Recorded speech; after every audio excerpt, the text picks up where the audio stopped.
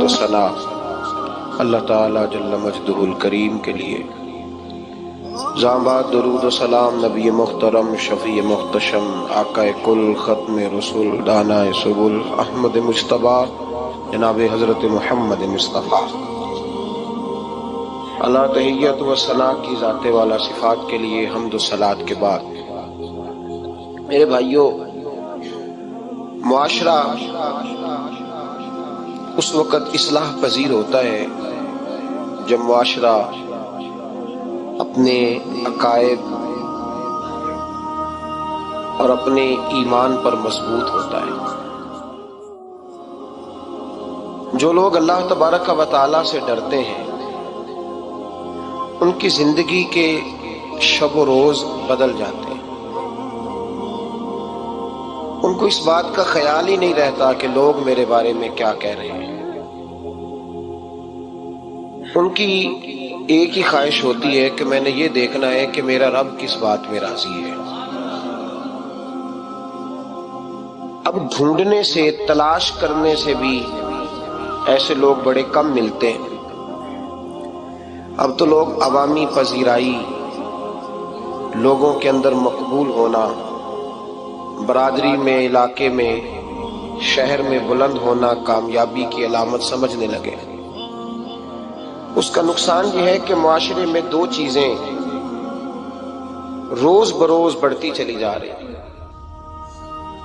ایک ہے بے حیائی، فحاشی، عریانی۔ روز ایک نیا دروازہ کھلتا ہے، اس کا روز نیا دروازہ کھلتا ہے۔ اب تو ایک نیا لیبل لگ گیا ہے کہ سارا سال گانا باجا کرو، معاذ اللہ، جو تمہارے من کی مرضی ہو وہ کرو، اور جب رمضان آئے تو کچھ چند پرچوں پہ حدیثیں لکھ کے ٹی وی پہ بیٹھ جاؤ اور لوگوں کو بتاؤ کہ اسلام شاید وہ والا مذہب ہے جو کہتا ہے سارا سال مرضی کرے، رمضان آئے تو حدیث پڑھنی شروع کر دے، اور یکم رمضان سے 29 تک دوپٹہ سر پہ رکھو، اور جب عید والا دن آئے تو اتار دو۔ ہمارا یہ دعویٰ نہیں ہے کہ دین کا کوئی ٹھیکیدار ہے، ہم کہتے ہیں ضرور دین سکھائے، ہر آدمی کو اپنا حصہ ملانا چاہیے۔ تنے تنہا کوئی آدمی، کوئی جماعت دین کا کام نہیں کر سکتی، لیکن دینداری صرف رمضان میں نہیں ہوتی، دینداری سارا سال ہوتی ہے۔ اب لوگوں نے دین کو جزوی طور پہ لینا شروع کر لیا ہے، کلی طور پہ لوگ دین کو نہیں اپناتے۔ شادی کے پروگرام منگنی سے لے کر بارات کے بیٹھنے تک سارے کام غیر شرعی ہوتے ہیں۔ مرد عورت کا اختلاط ہوتا ہے۔ سب سے بری رسم وہ ہے کہ جب جوان لڑکیاں ہاتھوں میں پھول لے کے دولہے اور اس کے دوستوں پر پھول پھینکتی ہیں، باقی ہر آدمی ڈرائنگ روم میں بیٹھتا ہے، ویڈیو والوں کو اجازت ہوتی ہے کہ وہ گھر کے ہر کونے تک پہنچ سکتا ہے۔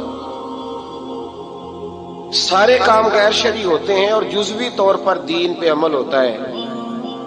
نکاح کا وقت آتا ہے تو کہتا ہے چپ کر جاؤ تھوڑی دیر کے لیے، بینڈ باجا بند کرو، ہم مسلمان ہو گئے۔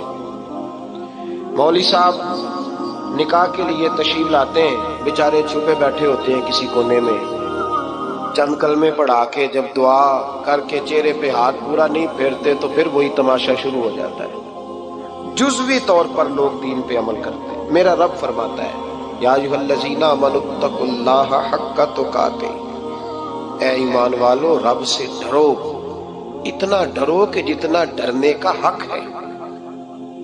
وَلَا تَمُوتُنَّ إِلَّا وَأَنْتُمْ مُسْلِمُونَ، اور فرمایا یہ نہ ہو کہ تم مسجد میں مسلمان ہو اور بازار میں نہ ہو۔ اور ایسا نہیں ہونا چاہیے کہ جب تو تم زندہ ہو تو مسلمان ہو اور صبح مسلمان ہو تو معاذ اللہ شام کو کافر ہو، ایسا نہ ہو۔ فرمایا تم نے کلمہ پڑھا ہے تو میرے محبوب کے غلاموں اب مرتے دم تک مسلمان ہی رہنا، اب مرتے دم تک مسلمان رہنا، دیکھنا دامن دین تمہارے ہاتھ سے چھوٹ نہ جائے۔ دو باتیں عام ہو گئی ہیں امت مسلمہ، عام۔ ایک فحاشی، عریانی عام ہے اور روز بروز اس کا نیا رنگ ہے۔ اب تو میں نے کہا مذہب کا 7 لوگوں نے تھوڑا سا ذائقہ لگا لیا ہے، کہتے نہیں رمضان میں نمازیں پڑھ لیں گے، خیر ہے، بچ جائیں گے، چھٹی ہو جائے گی۔ وہ میں ہی کیوں نہ ہوں، عورت کے سامنے کھلے منہ بیٹھنے کی کسی کو بھی اجازت نہیں، کسی نے حضرت سیدنا جنید بغدادی سے کہا تھا کہ اگر مرد عورت نیک ہوں تو پھر تو درس و تدریس ہو سکتی ہے نا، پھر تو پڑھا سکتے ہیں نا ایک دوسرے سے، نیک ہو، پرہیزگار ہو۔ تو دین چونکہ میرے رسول پاک کا ہے صلی اللہ علیہ وسلم، یہ کسی ایک شخص کے اٹھ کے نئی بات کرنے سے اور اس کو نیا جدید کو ٹانکا لگانے سے بدل تھوڑی جائے گا۔ حضرت جنید بغدادی سے کہہ دیا کہ حضرت جی اگر 2 بندے نیک ہوں تو پھر بات چیت ہو سکتی ہے۔ تو حضرت جنید بغدادی فرمانے لگے پڑھانے والے حسن بصری ہوں اور پڑھانے والی رابعہ بصری ہو تو پھر بھی ان کو اجازت نہیں ہے، پھر بھی اجازت نہیں کہ بے پردہ ایک دوسرے کے سامنے بیٹھے، پھر بھی ان کو اجازت، بے پردگی کی پھر بھی اجازت نہیں۔ اور میرے اعلیٰ حضرت امام اہل سنت فاضل و محدث بریلوی، دین کا اتنا بڑا سپاہی آپ کو ڈھونڈنے سے نہیں ملے گا جتنا اللہ نے بریلی میں بڑا پیدا فرمایا ہے۔ اور ہر محاذ پر کسی نے کہا حضرت جی بے پردہ بی بی مزار پہ جا سکتی ہے، اجازت ہے؟ تو قلم ہے بریلی کے بادشاہ کا اور رضا کے نیزے کی مار ہے کہ عدو کے سینے میں غار ہے۔ کیا فرماتے اعلیٰ؟ آپ فرماتے کیا پوچھا تم نے، بے پردہ عورت مزار پہ پیر کے پاس جا سکتی ہے؟ میں یہ نہ پوچھو، احمد رضا سے یہ پوچھو کہ جائے گی تو لعنتیں کتنی برسیں گی، یہ والا سوال پوچھو۔ عام ہے بے پردہ، عام، کھلے عام۔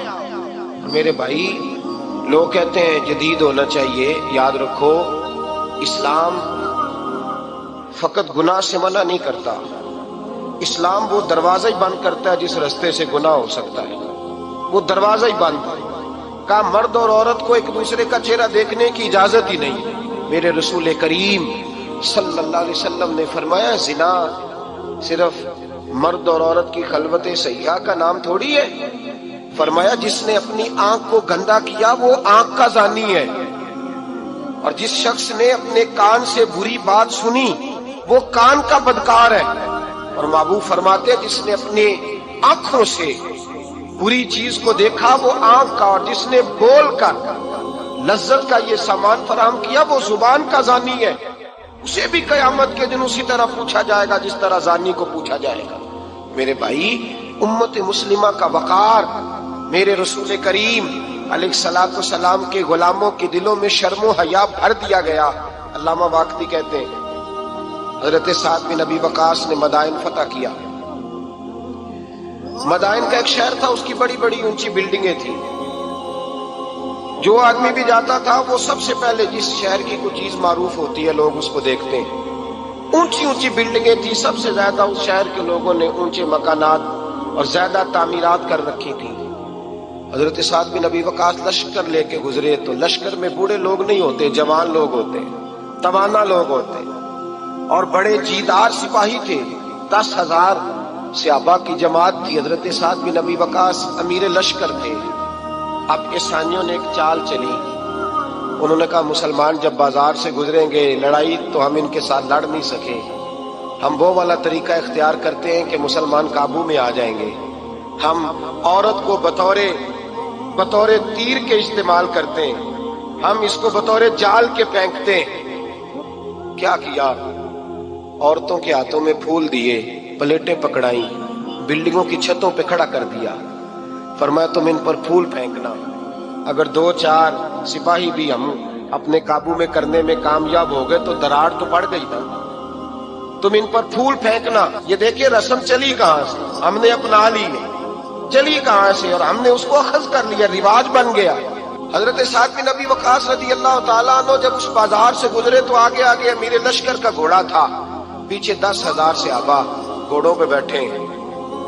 حضرت سعد بن ابی وقاص سے نظر اٹھا کے دیکھا تو عورتیں تو کھڑی ہیں پھول لیے، کفر کی چال کو سمجھ گئے کہ یہ بے حیائی کا جال پھینک کے ملت کے جوانوں کے دلوں سے غیرت ایمانی چھیننا چاہتے ہیں، یہ مسلمانوں کے دلوں سے تقوی کی روشنی چھیننا چاہتے ہیں، یہ قرآن پاک کا سرور اور عبادت کا نور چھیننا چاہتے ہیں، یہ بے حیائی کا کلک لگا کے ان کے دلوں سے رسول اللہ کا درود چھیننا چاہتے ہیں، یہ محبت رسول کے سوتے خشک کرنا چاہتے ہیں۔ جب دیکھا تو فوری طور پہ گھوڑے پہ چڑھے اور جناب سعد نے قرآن پڑھنا شروع کر دیا۔ وَقُلْ لِلْمُؤْمِنِينَ يَغُضُّوا مِنْ أَبْصَارِهِمْ، کہا مومنو تمہارے رب نے تمہارے نبی کی زبان سے تمہیں حکم دیا ہے کہ تم نے نظریں نیچی رکھنی ہے۔ جب حضرت سعد بن ابی وقاص نے آیت پڑھی تو صحابہ کہتے ہیں ہمیں یوں لگا کہ جیسے ابھی آیت نازل ہو رہی ہے اور سیدھی دلوں سے ٹکرا رہی ہے۔ 10,000 کا لشکر گزر گیا، عورتیں پھول پھینکتی رہیں، لیکن کسی ایک صحابی نے بھی نظر اٹھا کے نہیں دیکھا۔ جب لشکر گزرا تو ان بیبیوں نے پلیٹیں پھینکی اور کہنے لگی عیسائیوں تم کتنے نالائق اور کس قدر بڑے تم بد تہذیب ہو کہ اپنی عورتیں استعمال کرتے ہو لوگوں کو قابو کرنے کے لیے، کس قدر تم زیادہ غیرت سے گرے ہوئے ہو، اور یہ کتنا اعلیٰ طبقہ ہے کہ ہم دادے توجہ دیتی رہی، انہوں نے پلٹ کے نہیں دیکھا، کہنے لگے تم جھوٹے ہو، اور جس رسول کے غلام اتنے اعلیٰ درجے کے پائے کے حیا والے ہیں وہ نبی کتنی شان والا ہوگا۔ بیبیوں نے کلمہ پڑھنا شروع کر دیا۔ بھائی یاد رکھیں یہ جو آج جگہ جگہ مسلمانوں کے خلاف کفر کی سازش ہے، میری ملت کا جوان روز رات کو 10 میسج ٹائپ کرتا ہے، یہ روز رات کو 20 نمبر اپنے موبائل پہ رکھتا ہے اور فخر کے ساتھ بیان کرتا ہے، اور بڑی تکلیف کے ساتھ بات کہنی پڑتی ہے کہ اس کے ابا جی کو بھی پتا ہے کہ بچے کے موبائل میں نمبر ہیں، اس کے گھر والوں کو بھی پتا ہے، اور لوگ ہیں کہ اس کو ایک شغل سمجھ کے، ایک چھوٹا سا بچے کا شوق سمجھ کے اس کو درگزر کر رہے ہیں۔ مجھے پتا نہیں کہ جب انسان کی یہ سوچ ہوتی ہے، جب اس کا یہ نظریہ ہوتا ہے تو ایمانی قوتیں کتنی زائل ہوتی ہیں۔ جب نوجوان کی نظر کے اندر عیب پیدا ہوتا ہے تو پھر اس سے نماز کی لذت جاتی رہتی ہے، قرآن پاک کا ذائقہ جاتا رہتا ہے، درود پاک کا ذائقہ جاتا رہتا ہے۔ اٹھائیے مسند امام احمد بن حنبل، میرے رسول کریم صلی اللہ علیہ وسلم کی بارگاہ میں صحابی نے آ کے عرض کی یا رسول اللہ میں بڑی اچھے طریقے سے وضو کرتا ہوں، ٹائم نکال کے مسجد آتا ہوں، حضور میں پابندی سے پڑھنے کی کوشش کرتا ہوں، لیکن اے معصوم آمنہ یا رسول اللہ میرا نماز میں دل نہیں لگتا، حضور میری طبیعت نہیں جمتی، میرا دوڑ جانے کو دل کرتا ہے، کوئی نسخہ بتلائیے۔ محبوب نے فرمایا تو اپنی نظر کو پاک کر لے، تیرے نبی کا وعدہ ہے تیرا نماز میں دل لگنا شروع ہو جائے گا۔ اپنی نظر میں پاکیزگی پیدا کر۔ محمد بن قاسم آئے، اگر یہ بات آپ کی سمجھ میں آ گئی تو حد ہو گئی۔ محمد بن قاسم جب یہاں آئے نا ہندوستان میں تو عجیب واقعہ لکھا ہے ان کے حالات میں۔ یہاں آئے تو نیا علاقہ تھا، ہندوستان کی سڑکوں سے چوکوں سے واقف نہیں تھے۔ جب تشریف لائے راجہ دہر ان کے مقابلے میں تھا، جنگ کرنی تھی، لشکر لائے تو خود بھی ابھی 17 سال یا 19 سال کے جوان تھے، اور ساتھ بھی لشکر جوانوں کا تھا۔ ایک بزرگ تھے قافلے میں، بزرگ کہتے ہیں میری محمد بن قاسم سے ملاقات ہوئی تو میں نے اس شخص کے چہرے پر پریشانی دیکھی، شدید تکلیف میں دیکھا، تو میں نے کہا جرنیل مسلمانوں کے تو کس پریشانی میں ہے؟ تو محمد بن قاسم کہنے لگے پریشانی یہ ہے کہ ہم عربی ہیں، یہ عجم کا علاقہ ہے، ہم تو رستوں سے بھی واقف نہیں۔ راجہ دہر سنا ہے بڑی فوج ہے، بڑی طاقت ہے، بہت پرانا یہاں کا رہنے والا ہے، چھوٹے چھوٹے مورچوں کا پتہ ہے، رستوں کا پتہ ہے، کیسے جنگ ہوگی؟ میں پریشان ہوں کہ مقابلہ کیسے ہوگا؟ وہ بزرگ کہتے ہیں میں نے بھی دعا کی، تسلی دی، میں نے کہا اللہ تیری مدد کرے گا۔ میں گزر گیا، 3-4 دن کے بعد ملاقات ہوئی تو میں نے محمد بن قاسم کے چہرے پر بڑی روشنی دیکھی، ہنستے اور مسکراتے دیکھا، توانائی دیکھی، وقار دیکھا، اطمینان اور سکون دیکھا۔ میں نے کہا خیریت تو ہے، پرسوں ترسوں تو بڑے پریشان تھے، آج کیا ہوا؟ اگر یہ بات سمجھ میں آ گئی میری ملت کے جوان کے، اگر یہ بات سمجھ میں آ گئی تو شاید اسے ڈب اور سلیقہ آ جائے جینے کا، شاید یہ سمجھ جائے کہ میری توانائی کا راز کہاں ہے۔ کہنے لگے بھائی پرسوں ترسوں بڑے پریشان تھے، آج کیا ہوا؟ جواب دیا کہ تاریخ بنا دی، اس 17 سال کے جوان نے تاریخ بنا دی۔ کہنے لگا میں بے فکر ہو گیا ہوں، راجہ دہر میرا مقابلہ نہیں کر سکتا، وہ 2 دن نہیں کھڑا ہو سکتا میرے سامنے۔ کا وجہ کیا ہے؟ محمد بن قاسم کہنے لگے میں نے تحقیق کی ہے، مجھے پتا چلا ہے کہ راجہ دہر ذہن کا گندا ہے، نظر کا ناپاک ہے، وہ سینے بند کا برا ہے، مجھے پتا چلا ہے وہ تو چچا زاد بہن کو نہیں چھوڑتا، وہ تو خالہ پہ بری نظر رکھتا ہے. مجھے پتا چلا ہے کہ اس کے تو اپنے علاقے کی عورتیں اس کی نظر سے محفوظ نہیں ہیں. کہنے لگا جو گندی نظر کا جوان ہوتا ہے وہ کسی میدان میں نہیں ٹھہر سکتا. کہنے لگا میری 17 اور 19 سال کی جوانی ہے, مجھے قسم ہے گنبد خضرا کی, میں نے جب بھی دیکھا ہے یا مصطفیٰ کا درود دیکھا ہے یا رسول اللہ پہ نازل ہونے والا قرآن دیکھا ہے. میرا مقابلہ کیسے کرے گا, میرے مقابلے میں کیسے آئے گا؟ جو نظر کا گندا ہو, کردار کا ناپاک ہو, وہ کسی کے مقابلے میں آ سکتا؟ اور ملت کے جوان یاد رکھ, جب تک نظریں ناپاک ہوتی ہیں اس وقت تک وجود کمزور ہوتے ہیں. جب تک نظریں ناپاک ہوتی ہیں ارادوں میں دراڑیں ہوتی ہیں. جب نظریں ناپاک ہوتی ہیں پھر عقیدے متزلزل ہوتے ہیں. جب نظریں ناپاک ہوتی ہیں پھر انسان کوئی بھی مہم سر نہیں کر سکتا. اور جب نظر پاک ہوتی ہے, حضرت عبداللہ بن حذافہ جہاد کر رہے تھے, روم کے عیسائیوں نے گرفتار کر لیا. 1000 آدمی نے مل کے پکڑا, گرفتار نہیں ہوتے تھے صحابی. 1000 آدمی نے گھیرا ڈالا, گرفتار کر کے لے گئے. اور جب بادشاہ کے سامنے گئے تو وزیر کہنے لگا بادشاہ بندہ بڑے کام کا ہے, اگر ہمارے قابو آ گیا تو فائدہ دے گا. صحابی ہیں حضرت عبداللہ بن حذافہ, حضرت فاروق اعظم کا زمانہ ہے, اگر قابو آ گیا تو فائدہ دے گا. بادشاہ کہنے لگا کیوں, کیا خوبی ہے؟ کہنے لگے ہم 1000 آدمی تھے, یہ اکیلا قابو نہیں آ رہا تھا, 1000 آدمی تھے, اگر ہماری فوج میں شامل ہو گیا تو بہت بڑا جرنیل ملے گا. بادشاہ کہنے لگا کوئی مسئلہ نہیں, 2-3 چیزیں ہوتی ہیں بندے کو خریدنے کے لیے, خرید لیتے ہیں. بادشاہ کہنے لگا عبداللہ جتنی دولت تجھے چاہیے میں تجھے دے دیتا ہوں, میرے لشکر میں آ جا, معاذ اللہ اسلام چھوڑ دے. حضرت عبداللہ بن حذافہ کیا فرماتے ہیں؟ فرماتے ہیں بڑا تو بیوقوف ہے, میں نے دولت کمانی ہوتی تو مدینے میں بیٹھ کے تجارت کرتا.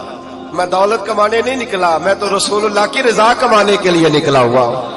دولت کمانی ہوتی تو کسی مارکیٹ میں ہوتا, میدان میں آنا تھا. شہادت ہے مطلوب مقصود مومن, نہ مال غنیمت نہ کشور کشائی.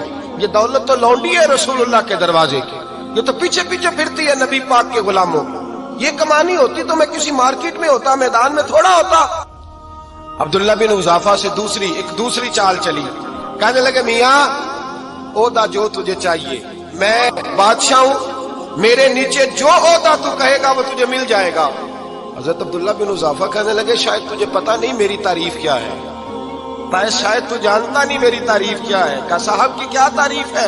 کہنے لگے میں رسول اللہ کا صحابی ہوں اور کائنات میں سب سے بڑا عہدہ مصطفیٰ کے صحابی ہونے کا عہدہ ہے. صحابہ وہ صحابہ تھے جن کی ہر صبح عید ہوتی تھی, خدا کا قرب حاصل تھا, نبی کی دید ہوتی تھی. فرمایا میں نے حضور کے جلوے دیکھے ہوئے ہیں, مجھے عہدے کی ضرورت ہی نہیں, اور میں نے عہدہ لینا ہوتا تو میں سیاست کرتا, میں تو شہادت لینے نکلا ہوں میدان میں, عہدے کا میں نے کیا کرنا ہے.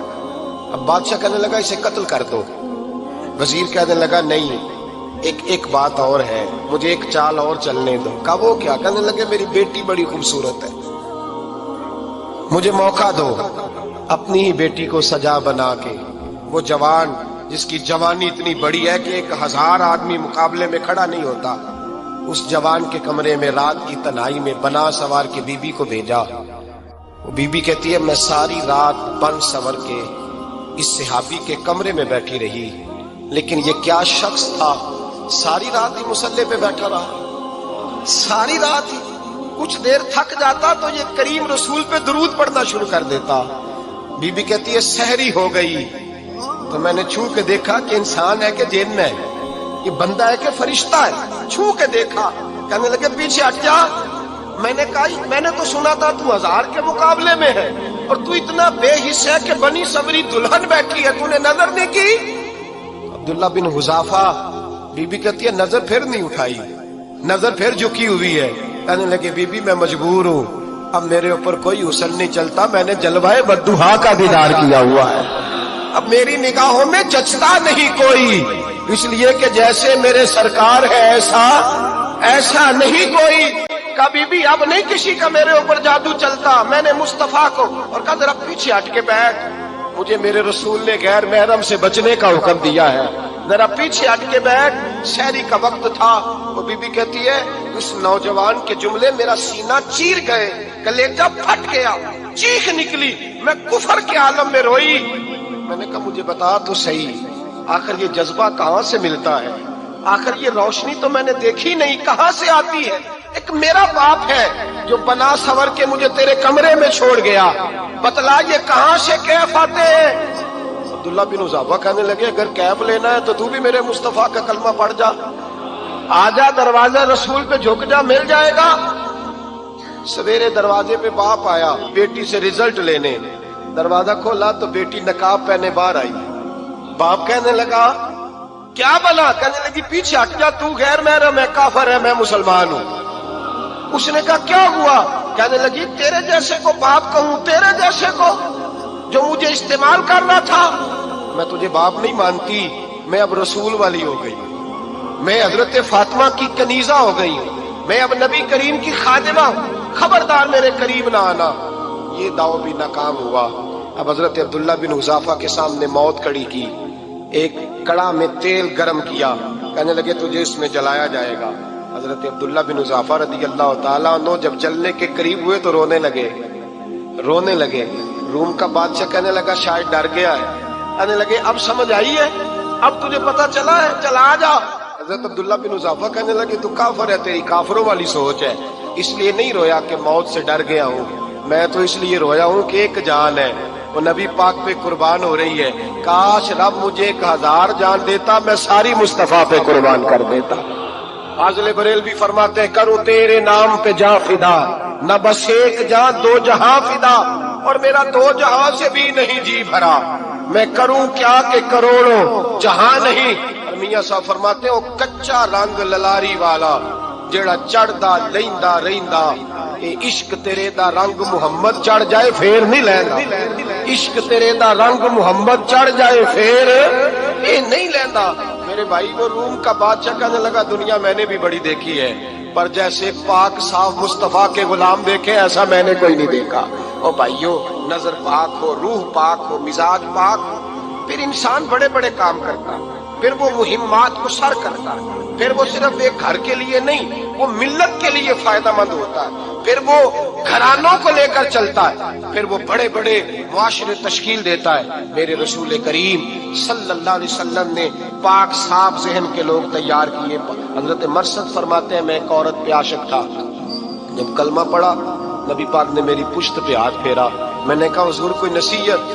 नबी पाक ने फरमाया नजर को पाक रखना।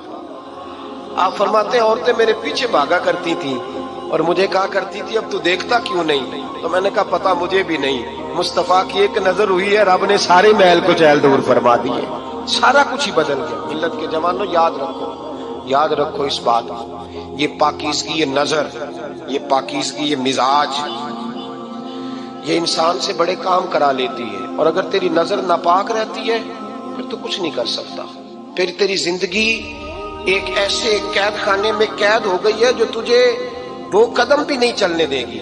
सबसे पहले मिजाज की पाकीज़गी, और दूसरा इस्लाह मुआशरा के लिए अहम दर्स ये है अपने आप को पाक साफ रखें, ज़हनी तौर पर, नजरियाती तौर पर। और दूसरा दर्स ये है मेरे भाई, जुल्म और ज्यादती से बचें, पाक साफ रह के वक्त शुरू करें, और किसी जगह भी कोई ज्यादती, कोई जुल्म, मेरे नबी करीम सल्लल्लाहु अलैहि वसल्लम के मिजाज को अगर आप देखेंगे ना, हमारे मुआशरे में आज सबसे ज्यादा ज्यादती पता कौन सी होती है?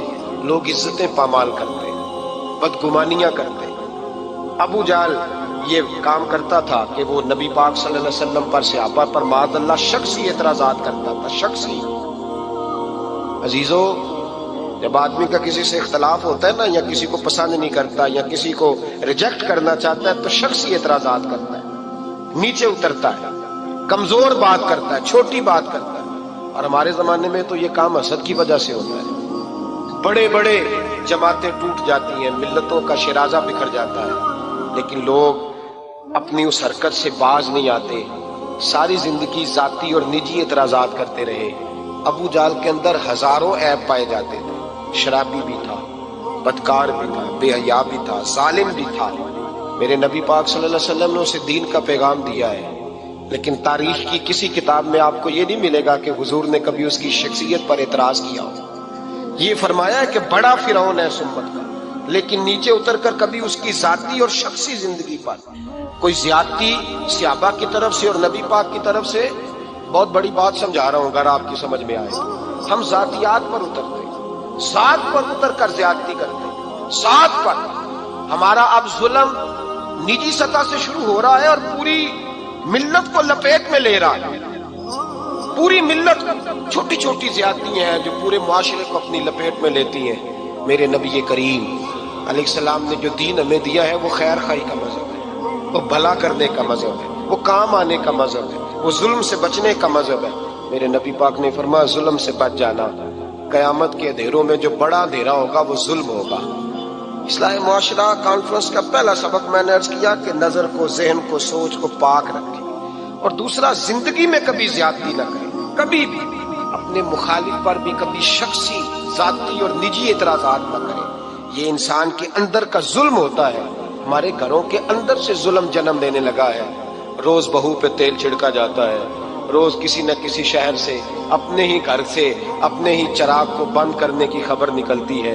سڑکوں پہ، چوکوں پہ، چوراہوں میں غریب مسلے جاتے ہیں، جس کے ہاتھ جہاں تک پہنچتے ہیں وہ وہاں تک معاذ اللہ زیادتی کر گزرتا ہے۔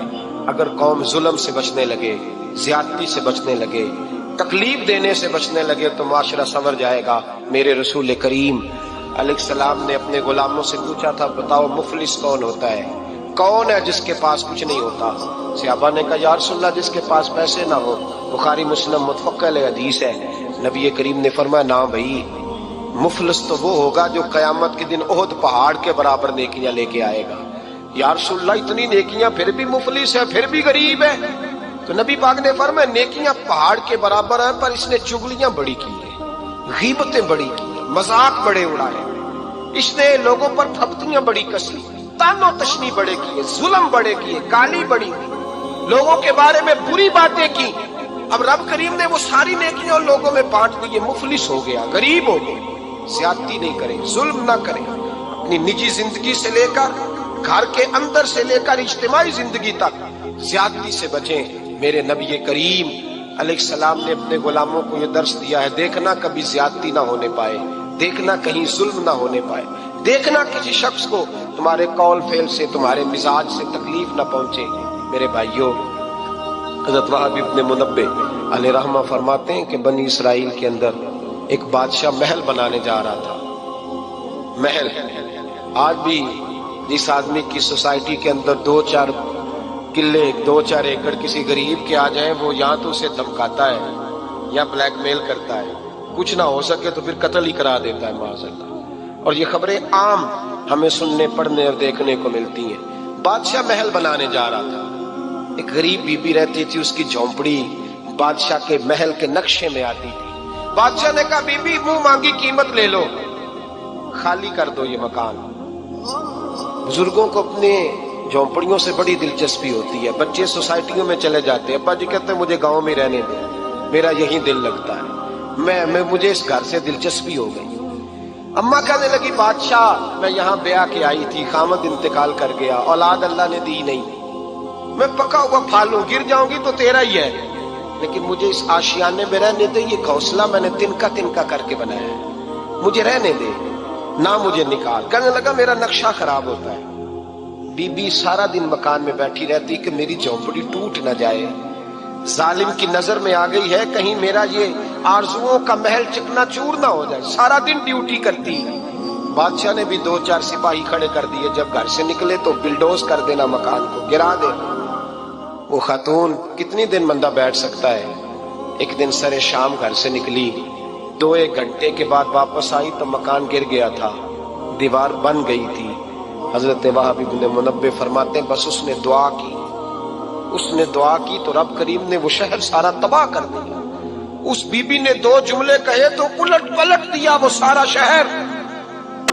میرے نبی کریم علیہ السلام نے فرمایا جب مظلوم کے ہاتھ دعا کے لیے اٹھتے ہیں تو عرش کا مالک آسمان سے کہتا ہے کھول دے سارے دروازے، اس کے بیچ کوئی پردہ نہیں رہنا چاہیے، آنے دے، مظلوم ہے، اس پر ظلم ہوا ہے، ظلم ہوا ہے۔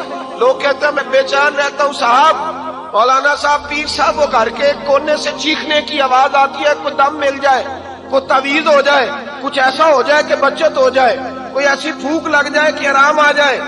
تو میں کہتا ہوں بھائی अगर बड़े दम कराने से भी फर्क नहीं पड़ा, अगर बड़े तावीज लेने से भी चीखें बंद नहीं हुई, तो जरा टटोल के देख लो, कहीं किसी यतीम की आहें ही ना दफन हो वहां, कहीं किसी गरीब का गोश्त तो नहीं दबा लिया, कहीं किसी को लूट के तो दीवार नहीं बना ली, कहीं किसी का मकान पे कब्जा करके तो नहीं बनाया। अगर लूट और हराम का माल हो तो फिर चीखें बंद नहीं होती, फिर सुकून से सोया नहीं जाता, फिर वहां आराम की नींद नहीं आती। हजरत वहाब इब्न मुनब्बे फरमाते हैं, बीबी आई और आकर के उसने जब देखा मेरा घर टूट गया है, महल टूट गया है, हालात बदल गए हैं, तो खातून आती है और मेरे भाई दुआ की तो उसने अंदाज ही बदल के रख दिए। मकान से निकली तो मकान टूट गया। अब फरमाते हैं वापस आई तो हाथ फैला के पता क्या कहती है, कहती ऐ अल्लाह मैं तो मौजूद नहीं थी, बता तू कहां गया था। तू भी मौजूद नहीं था, मैं तो नहीं थी, पर तू कहां था। बस रब करीम ने हजरत जिब्रील को हुक्म दिया, फरमाया ये बस्ती उलट दो, सारी तबाह कर दो, ये लोग नहीं रहने चाहिए, जो जुल्म तो सहते हैं बगावत नहीं करते, नहीं रहने चाहिए।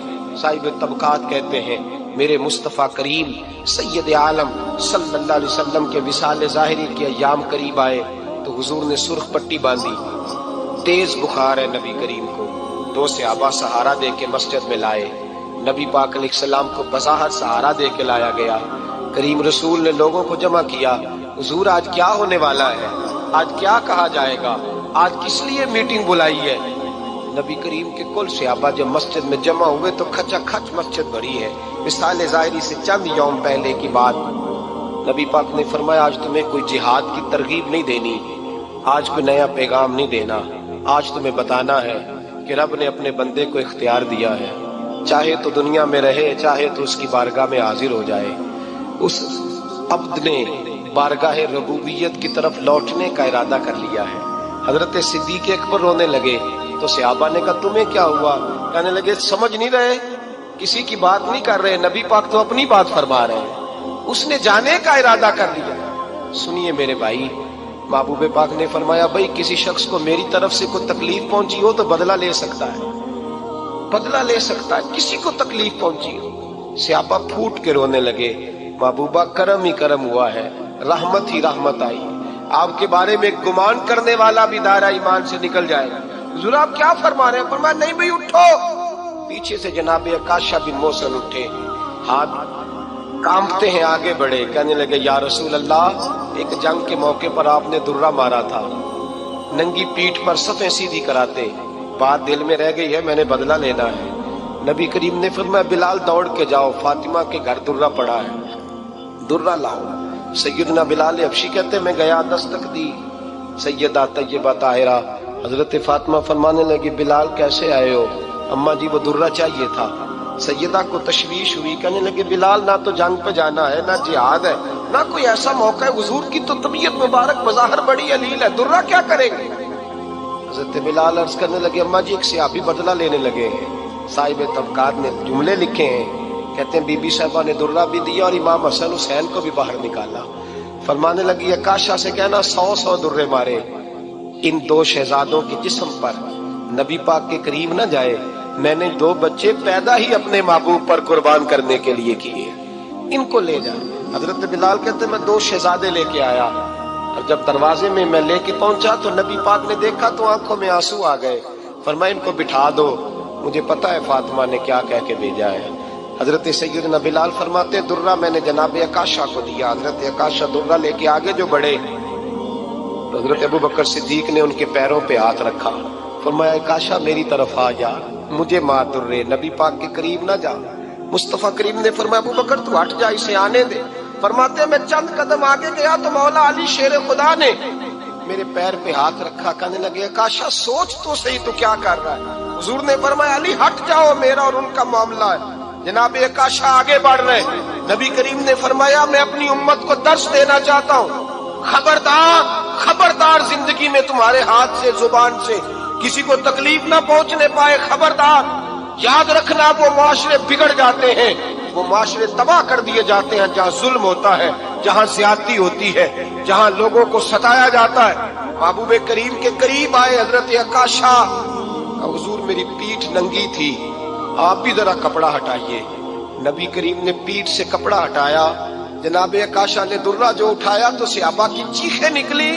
हजरत आकाशा ने दुर्रा दूर फेंका, हुजूर के बतने अतहर से लिपट गए, चूमने लगे, कहने लगे हुजूर वो तो सफे सीधी कराते लाग गया था, आपने कहा मारा था? या रसूल अल्लाह मैं तो बहाना बना रहा था कि जाती दफा मुझे वजूद चूमने का मौका नसीब हो जाए, मुझे ये मौका नसीब हो जाए। मेरे हबीब ने फरमाया जिसने जन्नती देखना हो मेरे आकाशा की जियारत करनी। भाई जुल्म का दरवाजा खुला हुआ है और लोग भूल जाते हैं ज्यादती करते हुए, वो बहू से ही क्यों ना करें, वो अपने घर के भूल जाते हैं कि शायद पूछने वाला कोई नहीं, शायद मेजान नहीं लगेगा। ईरान के बादशाह ने अपने बेटे को पढ़ाने के लिए एक उस्ताद साहब का बंदोबस्त किया। उस्ताद साहब को कहा कि मेरे बच्चे को दीन पढ़ाइए, मैं चाहता हूं कल इसने इनाने हुकूमत को संभालना है तो ये दीन से आगाह हो जाए, इसको कुछ सिखाइए, पढ़ाइए। बहुत नेक बुजुर्ग बड़े दरवेश आली पढ़ाने लगे, असबाक मुकम्मल हो गए, दीन के असबाक कुरान मजीद पढ़ाया, अहादीस तय्यबा का दर्स दिया, उसूल फिक़ह से रूशनास कराया। जब बच्चे ने मुकम्मल तालीम हासिल कर ली और आमीन हो गई, दस्तार हो गई, फारिग हो गए, तो फिर एक दिन उस्ताद साहब ने कहा बेटे कल तुमने जरूर आना है, कुछ बात करनी है। शहजादा गया मिलने उस्ताद साहब से, उस्ताद साहब ने कुंडी लगा ली, हाथ में दुर्रा पकड़ लिया, मार मार के पूरे वजूद को जख्मी कर दिया, कोई गलती नहीं, कोई बात नहीं, मारा। अब बच्चा आया आके बादशाह सलामत से कहा कि अब्बा जी समझ नहीं आई, बड़ा मारा है उस्ताद ने। तो सियाने थे ना बादशाह, यहाँ तो कारी साहब रोज कटहरे में खड़े होते हैं, मौलवी साहब आपने मेरे बच्चे को क्यों मारा है? आप 8000 के मौलवी हैं, मेरा कई करोड़ का बच्चा है, सवेरे बदल लेंगे, खबरदार आपने बच्चे को हाथ लगाया। अपनी हैसियत में रहे माज़। जो कौमें उस्तादों को कटहरों में खड़ा करती हैं वो तरक्की नहीं कर पाती, ये उस्तादों को कटहरों में रोज खड़ा करते हैं। कहा अब्बा जी बड़ा मारा है, तो वालिद बड़े समझदार थे, कहने लगे बेटा उस्ताद बाप होता है, वो ज्यादती नहीं करता, कोई बात होगी, मैं तेरे उस्ताद को कटहरे में नहीं बुलाऊंगा। अम्मा से बात की, अम्मा कहने लगी बेटा मैं तेरे बाप से कैसे बात करूं, डरा था। वक्त गुजर गया, 22 साल बीत गए, 22 साल गुजर गए, बादशाह का इंतकाल हुआ, शहजादा तख्त पे बैठा, पहला हुक्म ये दिया कि मेरे उस्ताद को बुलाओ, पहला हुक्म। उस्ताद जी बूढ़े हो गए थे, छड़ी के ऊपर टेक लगा के आए और भवें सफेद होके झुक गई थी, यूं आंख खोल के बड़ी मुश्किल से देखा, कहने लगे शहजादे हुक्म हो। कब मैं शहजादा नहीं, अब मैं बादशाह बन गया हूं। उस्ताद जी 22 साल बीत गए, आपने मारा था, पर वो दर्द चूंकि ज्यादती की थी, मेरा कसूर कोई नहीं था, तो ना मेरी रूह से दर्द गया है ना मेरे जिस्म से गया है, मैं बेख्तियार था, पूछ नहीं सकता था, आज बाइख्तियार हुआ हूं। सबसे पहले पहला हुक्म आपको दिया, बुलाया है, बताए क्यों मारा था, क्यों मुझे मारा था, मेरी ज्यादती बताए। तो उस्ताद, बूढ़े उस्ताद की आंखें आंसुओं से भर गई, कहने लगे बेटे बस आज के दिन के लिए मारा था, ये जो दिन आ गया ना मेरी जिंदगी में इसलिए मारा था, ये मैं चाहता था मेरी जिंदगी में वक्त है आज के, बस मेरी मुराद पूरी हो गई। कहा साहब किस लिए, मुझे भी समझाए। आप फरमाने लगे कितनी देर हो गई तुझे मार खाए हुए, कितना जमाना बीत गया? कहने लगा 22 साल। फरमाया जख्म भूले तो नहीं, दर्द खत्म तो नहीं हुई, तुम्हें बात एक मिनट के लिए भी तुम्हारे हाफजे से महव तो नहीं हुई? का उस्ताद जी रोज रात को याद आती, रोज ख्याल आता था। उस्ताद कहने लगे भाई तू बेख्तियार था, पूछ नहीं सका, 22 साल तुझे याद रहा, मुझे पता था तू एक दिन हुक्मरान बनेगा, मैंने तुझे इसलिए मारा था कि बेटे याद रखना, किसी पे जुल्म न करना। अगर तुझे 22 साल तक याद रहा है तो जिस पर तू जुल्म करेगा उसे भी कयामत तक याद रहेगा। और ये याद रखना, तू आज बाइख्तियार हुआ तो तूने मुझे बुला लिया है, कयामत के दिन गरीब बाइख्तियार हो जाएंगे, मजलूम बाइख्तियार हो जाएंगे, वो बाइख्तियार होंगे बिल्लाहिल वाहिदिल कहार, रब करीम की बारगाह के अंदर उनका इख्तियार होगा, अकेले अल्लाह की हुक्मरानी होगी। फिर वो बुलाएंगे बड़े बड़े कज कुला, दुनिया में जिनकी पगड़ियां ऊंची थी वो सर झुकाए खड़े होंगे, दुनिया में जो डिक्टेटर बनते थे उनकी पुश्तें लाल होंगी, उनको गद्दार लिखा जाएगा, कयामत तक नहीं भूलेगा। जुल्म करना तो सोच समझ के करना, ना करना जितना तुम सह सकते हो। اتنی زیادتی کرنا جتنی قیامت میں تم برداشت کر سکتے ہو۔ میرے نبی کریم صلی اللہ علیہ وسلم نے فرمایا ظلم سے بچو، یہ قیامت کے اندھیروں میں سے ایک اندھیرا ہوگا۔ زندگی میں زیادتی نہ کریں، اگر تھوڑی دیر کے لیے کوئی چیز برداشت کر جائیں گے تو وہ فائدہ دے جائے گی، کچھ دیر کے لیے اگر سہ جائیں گے تو نفع مل جائے گا، سہنے کی کوشش کریں لیکن زیادتی نہ کریں، نظر کو، سوچ کو، ذہن کو پاک رکھیں۔ اور میرے بھائی زندگی پوری ظلم سے بچیں، زیادتی سے بچیں۔ امیر المومنین حضرت جناب سیدنا عمر فاروق رضی اللہ تعالیٰ عنہ رات گھر میں تھے تو رونے لگے، بڑی دیر تک روتے رہے۔ والدہ اٹھی تو صاحبزادے سے کہنے لگی پتہ کرو تمہارے باپ کو کیا مسئلہ ہے۔ شہزادے آئے، کہنے لگے امیر المومنین والد گرامی کیا ہوا؟ تو حضرت عمر فاروق کہنے لگے بیٹا اپنی اماں کو بلاؤ۔ والدہ آ گئی، کیا بات ہے، کچھ طبیعت خراب ہے تو حکیم کا بندوبست کیا جائے۔ تو حضرت عمر کہنے لگے کچھ بھی نہیں، آج مسجد سے نکلا ہوں تو نبی پاک کے صحابہ میری تعریفیں کر رہے تھے۔ یہ حضرت فاروق اعظم کے وصال کے قریب کے دن ہے، تعریفیں تو حضرت یہ رونے کی بات ہے کہ خوش ہونے کی؟ آپ فرمانے لگے نہیں، سوچتا ہوں باہر تو میں اچھا رہا ہوں، پتہ نہیں گھر میں ہی کوئی زیادتی نہ ہو گئی ہو، پتہ نہیں تمہارے ساتھ بھی میرے معاملات ٹھیک تھے کہ نہیں، صحابہ تو تعریف کرتے ہیں، رو رہا ہوں تمہاری وجہ سے نہ الجھ جاؤں، بیوی ہی نہ کہے میرا حق ہی ادا نہیں کیا۔ یہ لفظ کہتے کہتے پہاڑ ہے یہ شخص، کیسر و کسرا کامتے ہیں۔ حضرت عمر رو پڑے، بی بی سے کہنے لگے مجھے اللہ کی رضا کے لیے معاف نہیں کر دیتی؟ میرے اوپر بوجھ تھا امت کا، میں ساری رات مدینے کی گلیوں میں پھرتا تھا، دن سارا مسجد میں گزرتا تھا، میں تجھے وقت نہیں دے پایا، معاف نہیں کر دیتی؟ تو زوجہ کہنے لگی نہیں عمر، میں نے بھی زندگی میں اپنا کوئی سکھ چین نہیں دیکھا، کوئی چاؤ پورا نہیں کیا، میں کیسے معاف کر دوں؟ میں نہیں معاف کرتی۔ حضرت عمر زمین پہ بیٹھ گئے، رونے لگے، کہنے لگے چل معاف کر دے۔ کہنے لگی ایک وعدہ کرو، قیامت کے دن رب کریم کی بارگاہ میں میری سفارش کرو گے؟ اللہ کی بارگاہ میں عرض کرو گے کہ اللہ اچھی تھی، مجھے کپڑے دھو کے دیتی تھی، روٹی پکا کے دیتی تھی، میری عزت کی محافظ تھی؟ جناب عمر کہنے لگے تیرے ساتھ وعدہ ہے، رب اپنے فضل سے عمر کو جنت دے گا تو عمر تجھے جنت میں ساتھ لے کر کے جائے گا، تیرے ساتھ وعدہ ہے۔ کہ بھائی جن کے دلوں میں احساس تھا کہ ہم سے کوئی زیادتی نہ ہو جائے کسی جگہ، وہ تو یہاں تک معاملہ کرتے تھے، یہاں تک ان کا خیال رہتا تھا۔ عزیزو، ایک تو نظر میں حیا پیدا کریں، والدین کی بہت بڑی ذمہ داری ہے۔ لاکھوں بچے مرضی کی شادیاں کر رہے ہیں، ہزاروں گھر اجڑ رہے ہیں، یہ وہ والا زہر ہے جو ہر گھر میں تیزی سے پھیلتا چلا جا رہا ہے۔ پہلے ہم کہتے تھے کہ بچہ باہر نہ نکلے، اب کہتے ہیں اللہ کہیں موبائل لے کے تنہا نہ بیٹھ جائے، کہیں تنہا نہ بیٹھ جائے، کیا بنے گا اس کا اگر یہ گندگی اور یہ ایسا نشہ ہے جو اجاڑ کے رکھ دیتا ہے انسان کی توانائیوں کو۔ ایک تو ذہن کو، طبیعت کو پاک رکھے، دوسرا زیادتی کا